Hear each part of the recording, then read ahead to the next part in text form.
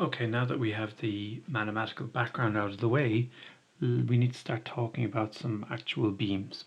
So the first type of beam we're going to consider are simply supported beams. Okay, now I'll show you how you draw them, and then we'll have a think about them.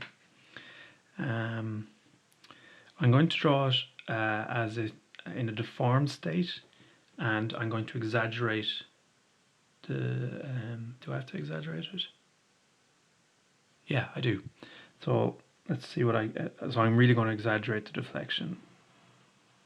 Like a beam doesn't look like that in the real world. Well, it could if you use different units for the X and Y, but I'm not doing that. Now I don't want to, I need to keep the beam the same. It's kind of squashed in the middle, that's not supposed to happen. I'm not going to actually draw the load, but it's there. Okay. So I'll draw the x-axis here, it looks something like this. And the y-axis looking something, it should be perpendicular to it, like this. Okay, I have really exaggerated it. The bending moment is kind of also, okay, let's see. So this is what it looks like. You would not draw it like this. We'll draw what you draw it like down below. So that's the deformed state. I just want to look at some of the initial conditions there. The other one is probably going to be easier. So let's draw it like you might draw it. Now there should be loads on this, but not going to include them. So one fixed, now fixed in the sense that it doesn't move, and one on a roller. Now if I had you in the class, I'd be doing this thing with my elbow and stuff like this. But let me show you the difference between simply supported and fixed ends, which are the most important ones that we consider. Okay, so a simply supported beam looks something like this. Versus fixed ends, and the thing about fixed ends is that they're done in such a way that the beam comes out straight. Now usually the way I think about this, think about blocks on a wall. Take out one of the blocks and put your beam in there. That's fixed ends. From a side-on version, so you got some kind of force on top, and what it does is it forces the beam to come out straight. So thinking about this as the wall with blocks in it and the beam sitting in it. Now there is a bend here, there is a force causing the beam to come out straight. So there is a bending moment at the reaction. If I take that away, there's nothing causing the beam to bend at that point. Now you might say, why is it going down? Well, that's because there's loads on it. But the bending moment here is zero. So imagine the other, like what would be probably more realistic, is something actually like this. This pencil doesn't cause this to bend at all.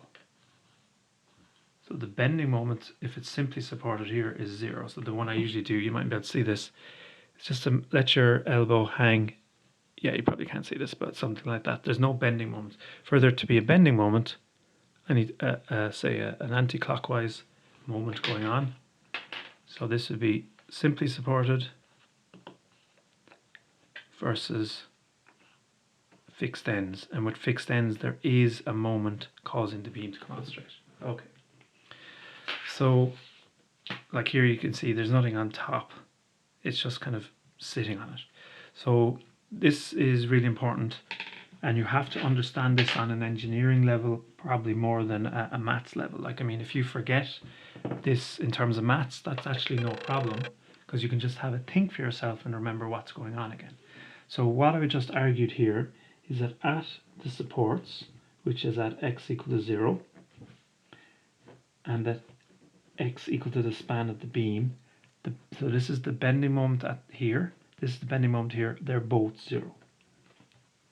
Okay, you need both of these. This first one tells you that the bending moment at A, which is our second constant of antidifferentiation, is 0.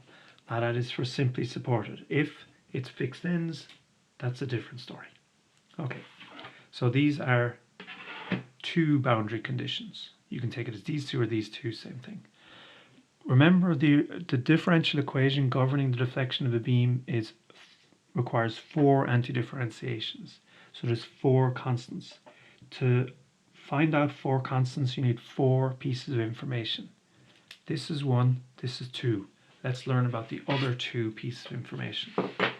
So remember that what the deflection is. So it's the vertical deflection. So say this is the point x0, the distance between where the beam actually is and where it would be with no loads. This is the deflection at this point, x0. My question is, have a think, what is the deflection at 0 and what is the deflection at the span of the beam? Well, the answer is there's no deflection at the support. Now, maybe it is the case that the weight of the beam actually pushes down the support, but you just change the value of y to be 0. That's the neutral before you put any loads on it. And I suppose, yeah, the loads could cause the support to go down further, but let's just forget about that. So what is the difference between the beam and the neutral here? There's no difference.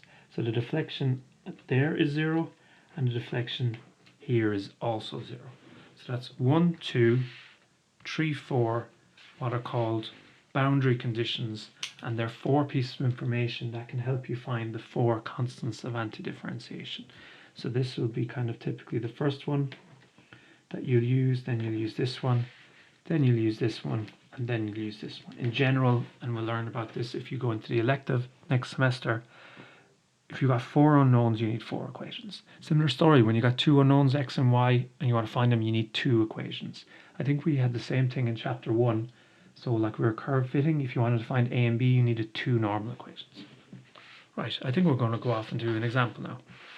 So here's our boundary conditions. The bending moment at each of the ends is 0. The deflection at both ends is 0. You can also use some symmetry. Feel free to do that. So if the load is symmetric, then the 2 reactions have to be the same. Now maybe we'll just draw that up here. So if we do basic Newton's,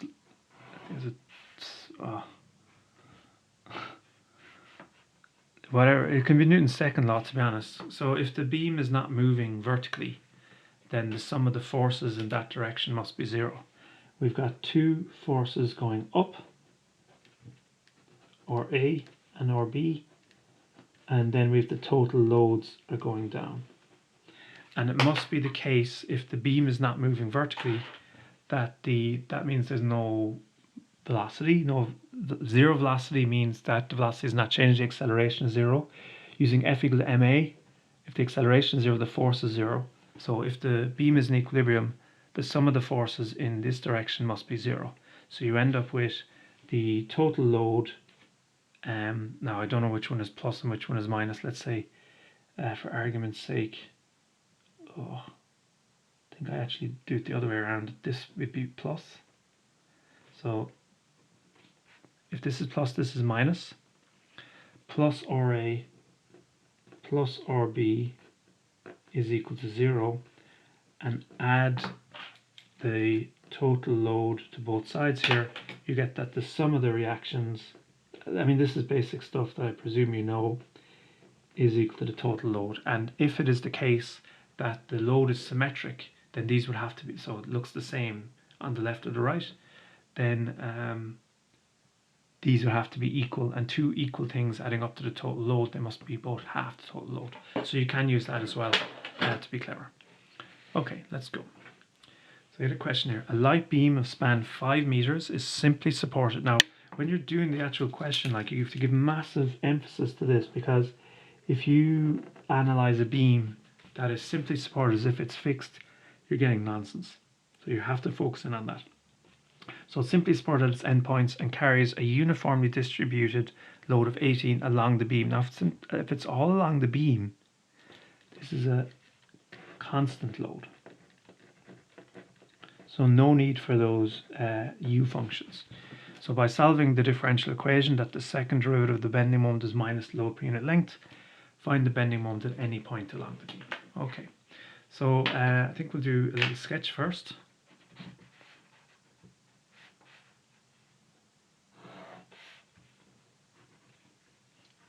That's the ferocious long beam. I'm not too bothered in terms of the picture, so I'm actually quite happy with this. I do recommend these triangles because they kind of suggest to you that the bending moment at 0 and how long is this beam, 5 meters, are both 0. If you're kind of showing off to, well, I say showing off, but if you're doing it properly, one of them is fixed but not fixed ends. It's just it can't move. Maybe there's a better word than fixed. And the other one is on rollers. It can move. That's to kind of capture the deflection of what's going on. Okay, but that's not so important in the maths. We have a constant load of 18, so I would actually just draw it as a straight line, but let's draw your yokes. Almighty. There we go. So the W of x at any point is the same. That's what constant means. 80. Okay, kilonewtons per meter. Mighty. You might get confused and think it's 18 kilonewtons total divided by 5, which would be whatever, 3.6 kilonewtons per meter, but it says per meter. So yeah, if it was say whatever 60 kilonewtons total, you'd have to divide it by 5 to get the load per unit length per meter. Right. So let's write down our equation. Now I'm not going to write this. Remember, you shouldn't really be confused at this stage. This is second derivative, also can be written as m double dash. Same thing. Now these are equal, but these are the same thing. So we got m double dashed of x equal to minus the load per unit length. The load per unit length at every single point is 18, so minus that is minus 18. Okay, let's anti-differentiate twice. So the first antiderivative, which I'll write as d minus, I might have to stop that for space soon. So you go from the second derivative to the first derivative. And what do you differentiate to end up with minus 18? Minus 18x. And this constant, you'll start to get used to this when you do exercises, is RA. Okay. And now we'll anti-differentiate again. Because when you write down a differential equation like this, the derivatives of something, your job is to find that thing. To find the formula for the bending moment at each point along the beam. So we go again, anti-differentiate a second time. You go from the first derivative back to the original function. Fix the minus 18. What is the antiderivative of x? Well, let's say it's x to the 1. How do you antidifferentiate x to the 1? It's x squared over 2. What is the antiderivative of RA? You should start getting used to this now, is RA times x. And then the other constant is MA. Right, and let's tidy that up. Minus 18 divided by 2 is minus 9, so we have minus 9x squared plus RAX plus MA. And that's a minus x squared, so it's an N shape. But as I mentioned in a previous lecture, for the bending moment, you plot it upside down. So it'll actually look like a U shape if you were to plot it in an engineering class. Okay, so that's what we've kind of done this already. Given a load, find the bending moment in terms of RA and MA. But if we know what type of supports we have, in this case simply supported, we can find RA and MA. So the first one is to find MA. Now actually, MA is just 0. Because MA is nothing but the bending moment here. So like we have kind of these symbols. A represents the left hand side of the beam, B the right hand side. So if the bending, like this just means the bending moment there, and it's 0. So later on we're just going to be like scratching it. Only for simply supported, not for fixed ends and cantilevered. So, but if you wanted to show it directly, you'd substitute x equal to 0 into this. Get minus 9 times 0 squared, that's 0. RA times 0, that's 0, plus MA. And we're saying that this M of 0 must be 0, so M of A must be 0 as well. But always the case, This will always be the case for simply supported. And the other boundary condition, and you need to use two boundary conditions, 1, 2, to find two constants, RA, MA, is that the bending moment at 5 is equal to 0. So we're going to substitute the bending moment, we're going to substitute x equal to 5 into this. That'll be the bending moment at 5, and we get out 0. We already know that MA is 0, so we're not going to include that. So you have that the bending moment at 5 is equal to minus 9 times 5 squared plus RA, which is really what we're looking for at this point, times 5. And we don't bother putting in plus 0. That would be kind of daft. Okay, so this is the bending moment at 5 is equal to this number here. And we know that this must equal 0. So you have a little equation to solve for RA. Now we'll take this number and add it to both sides. So maybe I'll just find out what that is. Minus 9 by 25 minus 225, so I'm going to do plus 225 to both sides. I'll end, and RA times 5 is 5 RA equal to 225. And what else have we got? Well, you've got to multiply by 5. You don't want that there. You want divided by 5. So if you divide the left hand side by 5, you'll just get rid of the multiplied by 5. You'll have RA. Two things are equal. Do the same thing to both of them. They'll still be equal. So divide both sides by 5. 225 divided by 5 is, I think, 45. If you want to talk units, it's kilonewtons, but that's kind of okay. So you know that the RA, so that you get minus 9x squared plus 45 times x plus 0. So if you get that. You also could have said that the load is symmetric. The total load is, now I got 18 kilonewtons per meter. There's 5 meters, so 18 by 5, 90 kilonewtons. And RA and RA and RB must share 90 kilonewtons, half each, 45, 45. That's the other way to get RA equal to 45. But in general, I'm not going to give you symmetric loads, so you won't be able to actually do it that way. So either way, this is your solution. Okay, so I think we're going to graph some of this. So here I plot the load, which was a constant 18. Let's go with some color. Now I won't draw the squiggly things because it is actually misleading. I don't know why you do it like that. It'd be much better to draw this straight line. So that's the load, W of x is equal to 18. Now the next thing was the derivative of the bending moment, and that's minus 18x plus RA is 45. And the derivative of the bending moment is the shear force. So this line here is the shear force.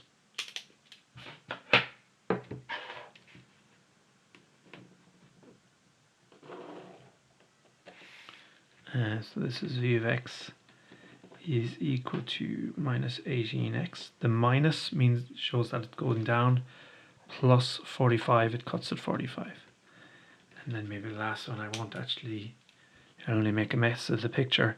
Now, what's actually going to be plotted here, like look at the m of x. It's a minus x squared, so it should be an n shape. But as I said, the convention in engineering is to plot it upside down. So I'm actually plotting plus the thing. So it's difficult for me to write down, like, I mean, I'm just going to say that this is representing m of x. Really, that's actually minus m of x. Okay, let's see some things. So some things that you might remember is that the maximum bending moment, now this is not the beam. So this is a mistake, people. Oh, this is not what the beam looks like. Now it looks something like that, but a bit different. This is the bending moment. And where is the maximum bending moment? It's here. It's at 2.5. So I'm going to write m for bending moment, max for, well, and it occurs at x equal to 2.5. Now let's write down two things. At 2.5, what is the shear? So this is where the shear, which is V of x, is equal to 0. And that's something you should know from your engineering modules. The maximum bending moment is where the shear is equal to 0. Alternatively, the maximum bending moment is where the derivative is equal to 0. So this happens where the derivative of the bending moment, let's call it m dash of x, is equal to 0. And what's my point here? Well, the shear equal to 0, the derivative of the bending moment equal to 0, they're the same thing. Is there anything else really we're catching here? Probably not really, nothing that I'm too bothered by. So this is the week 4, you're getting the mathematical background for the beams. I'm not going to go further at this point. I'll leave that till week 5. But there's certainly plenty of exercises, and at this stage you hopefully have your chapter 1 assignment that you can be working on.